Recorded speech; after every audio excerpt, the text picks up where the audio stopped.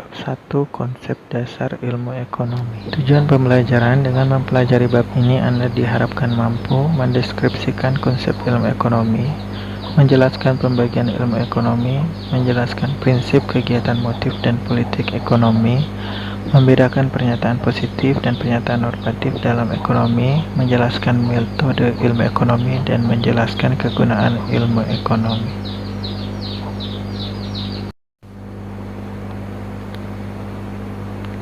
Susunlah 3 pertanyaan tentang gambar di bawah ini. Diskusikanlah pertanyaan-pertanyaan yang sudah Anda susun. Gambar di slide sebelumnya menunjukkan realitas kelangkaan yang sering kita alami. Kelangkaan merupakan masalah bagaimana seseorang dapat memenuhi kebutuhan yang banyak dan beraneka ragam dengan alat pemuas yang terbatas. Masalah inilah yang membawa kita untuk mempelajari ekonomi.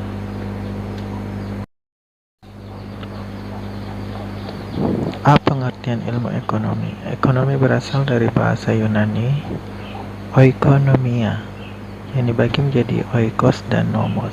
Oikos berarti rumah, nomos berarti aturan. Jadi oikonomia adalah aturan atau manajemen rumah tangga.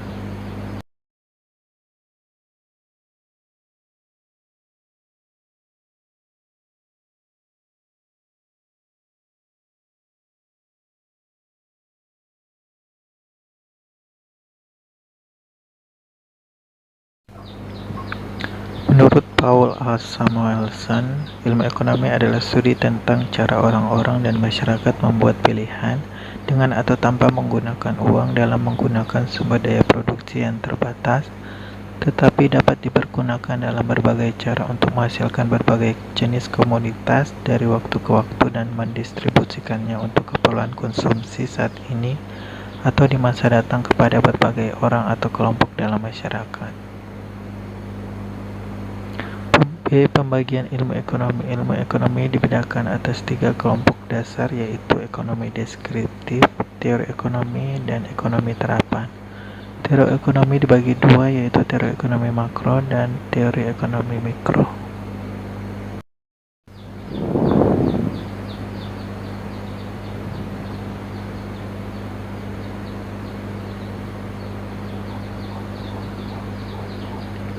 Satu, ekonomi deskriptif atau descriptive economics berusaha menggambarkan keadaan perekonomian yang sebenarnya terjadi di masyarakat.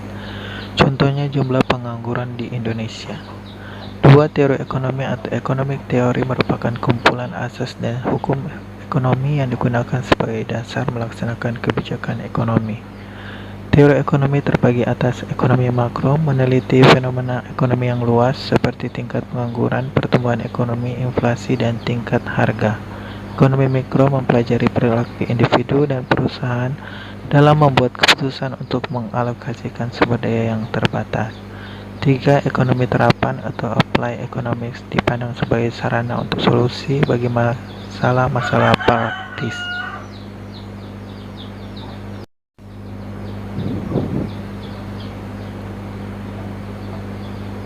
C. Prinsip, kegiatan, motif, dan politik ekonomi.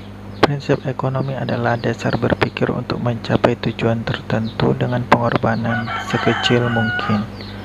Kegiatan ekonomi adalah setiap langkah yang dilakukan manusia untuk memenuhi kebutuhan hidupnya, yaitu konsumsi, produksi, dan distribusi. Motif ekonomi adalah daya yang menggerakkan orang untuk melakukan suatu tindakan ekonomi. Politik ekonomi adalah paket tindakan untuk memperbaiki perekonomian yang bertujuan meningkatkan kemakmuran seluruh rakyat. D. Pernyataan positif dan pernyataan normatif dalam ekonomi.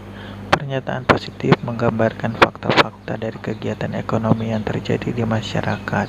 Pernyataan normatif menggunakan studi empiris dan prediksi ekonomi positif serta menggabungkan keduanya dengan pertimbangan nilai yang mencerminkan gagasan ideal tentang masyarakat dalam rangka memperoleh rekomendasi kebijakan. E. Metodologi ilmu ekonomi. 1. Melakukan observasi dan memilih teori.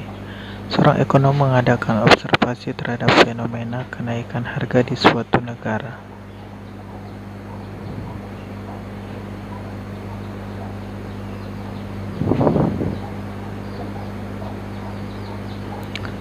mengidentifikasi permasalahan, serta menentukan variabel dan hipotesis. Dalam menentukan hipotesis, ilmu ekonomi menggunakan asumsi kategoris paribus untuk menyederhanakan beragam formulasi dan deskripsi dari berbagai asumsi ekonomi.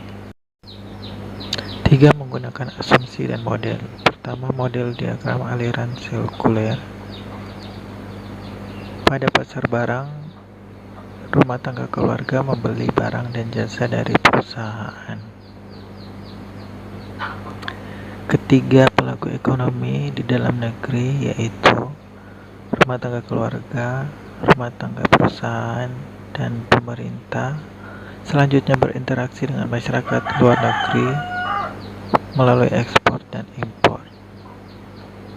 Kemudian, perusahaan dan rumah tangga keluarga membayar pajak kepada pemerintah.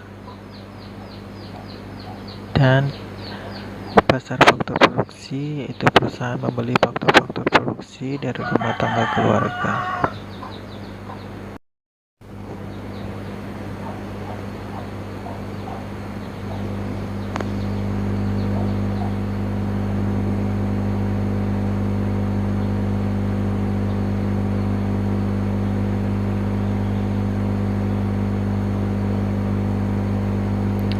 Kedua, model kurva batas kemungkinan produksi.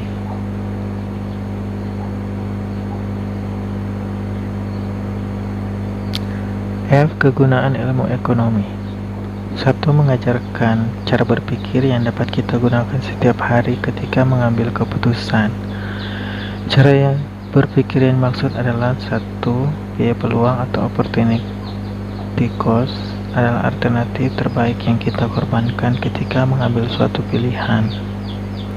Kedua, marginalitas adalah proses menganalisis biaya atau manfaat tambahan yang timbul dari suatu pilihan.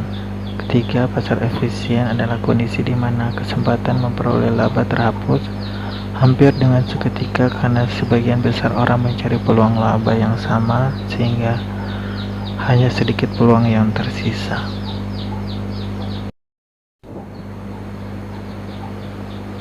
2. Memahami masyarakat dengan lebih baik. Dengan belajar ekonomi, kita dapat menjawab beberapa pertanyaan, misalnya mengapa orang memutuskan untuk membuka lahan, membangun jalan, atau memproduksi alat-alat transportasi.